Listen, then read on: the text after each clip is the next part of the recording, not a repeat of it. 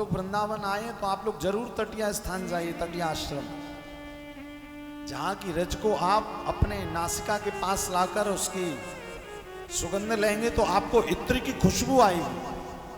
तो मैंने वहां गोसाई से पूछा, गोसाई जी से, तो बोले महाराज जी यहाँ पर कई वर्ष पहले हरिदास बाबा, देखिए हरिदास बाबा ने बिहारी जी को प्रकट किया, यहाँ बैठ गए, किंतु हरिदास बाबा भजन करने के लिए कहाँ जाते थे? तटिया स्थान, वो उनकी भजन स्थली है। और आज भी आप वहां जाएंगे देखेंगे वहां पर लाइट वगैरह कुछ भी नहीं, अंधेरा। रात हो जाती है तो भगवान के दर्शन मोमबत्ती से होते हैं, ऐसे नहीं होते। सुंदर सुंदर दीपक जलाए जाते, मोमबत्ती लगाई जाती है, तब कहीं जाकर मोहन मोहनी ठाकुर जी को हम लोग निहार सकते हैं। वहां लाइट वाइट नहीं, क्योंकि वहां पर हरिदास बाबा के भजन की स्थली है वो, और प्रत्यक्ष है। तो हरिदास बाबा तटिया स्थान पर एक बार ऐसे ही बैठे थे, गोसाई जी ने बताई हमें बात। तो उसी समय कानपुर का एक सेठ पहुंचा। अब सेठ पहुंचा तो सेठ भी पहुंचा हुआ था, पैसे वाला, और अपने साथ में ठाकुर जी के लिए इत्र लेकर आया था, बिहारी जी के लिए। अब इत्र लेकर आया तो अब हरिदास बाबा की आंख बंद थी, और आंख बंद किए किए हरिदास बाबा श्री ठाकुर जी की और राधा रानी की होली लीला का दर्शन कर रहे थे। भाई आप वृंदावन में परिक्रमा मार्ग में कहीं भी आंख बंद करके बैठ जाओ, आपके चित्त में भी भगवान की कोई लीला आ जाएगी, ये पक्की बात है। यदि आप भाव से वृंदावन में रह रहे हैं, आप सात्विकता से वृंदावन में रह रहे हैं, तो ये पक्की बात है कि आपको एक ना एक दिन भगवान का अनुभव हो जाता है।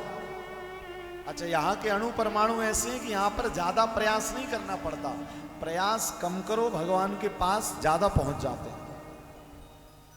तो हरिदास बाबा आंख बंद करके हरिदास जी राधा ठाकुर जी की और श्री किशोरी जी की होली लीला का दर्शन अंदर ही अंदर कर रहे थे अपने मन में, कि इतने में कानपुर के सेठ जी इत्र लेकर पहुंच गए। और जैसे ही इत्र लेकर पहुंचे तो हरिदास बाबा की आंख बंद थी, कानपुर के सेठ जी ने इत्र पकड़ा दिया हरिदास बाबा को, और जैसे ही हरिदास बाबा को इत्र पकड़ाया, सो हरिदास बाबा को ढक्कन खोल कर दिया कि ये ठाकुर जी की पोशाक पर चढ़ा दीजिए, ठाकुर जी को लगा दीजिए।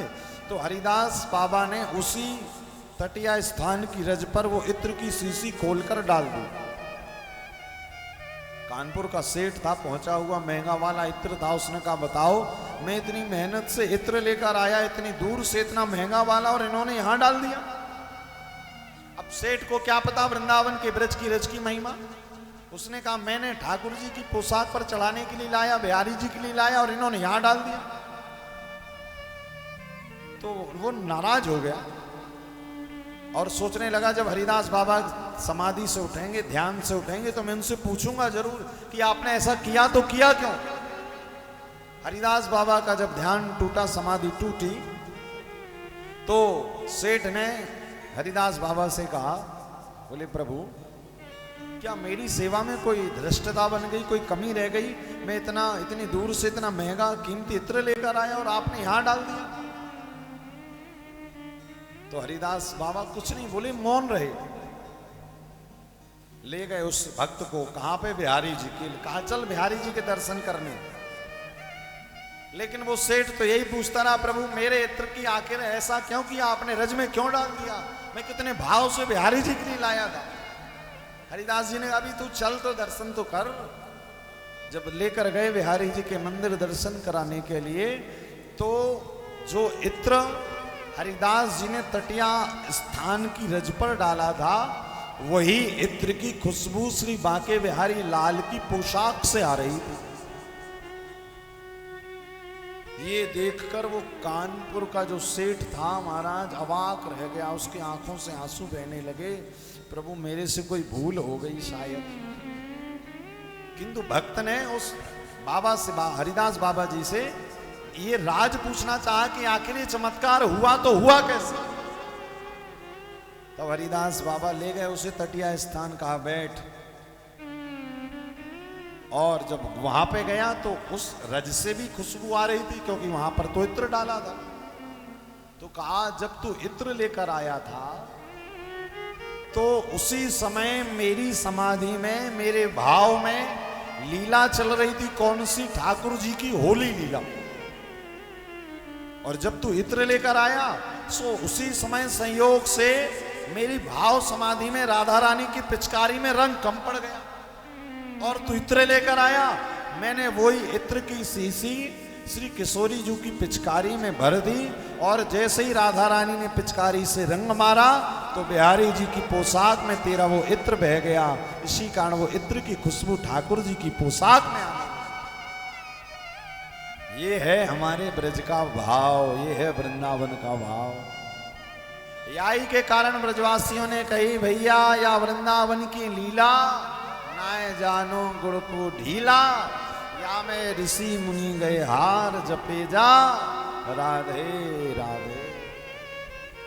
इसी कारण यहाँ की भूमि की महिमा और यहाँ की रज की महिमा अनंत गुना। उसी दिन से आप आज भी जाएं तटिया स्थान तो वहां पर लगभग हरिदास बाबा की 18वीं या 19वीं पीढ़ी आज भी बैठती है वहां पे। और उनके पास जब भक्त लोग जाते ना उनकी सेवा करने तो इत्र लेकर जाते, महंगे से महंगा वाला। और वो इत्र क्या करते हैं, वो इत्र खोलकर वहीं रज में डाल देते हैं। तो आप आज जाकर यदि कभी मौका मिले, समय मिले तो जाकर उस रज को प्रणाम करना। वो रज में जैसे ही आपका शरीर स्पर्श करेगा तो रज की इतनी दिव्य इत्र की खुशबू रहती है कि आपका शरीर भी रज के जैसे दिव्य महकने लगता है, दिव्य सुगंध हो जाता है। ये महिमा है हमारे ब्रज की, हमारे ब्रज की, रज की, वृंदावन की। इसी कारण तो भैया ये वृंदावन की भूमि की इतनी महिमा, इसी कारण तो भगवान भी वृंदावन में ब्रज में जन्म लेने के लिए तरसते हैं।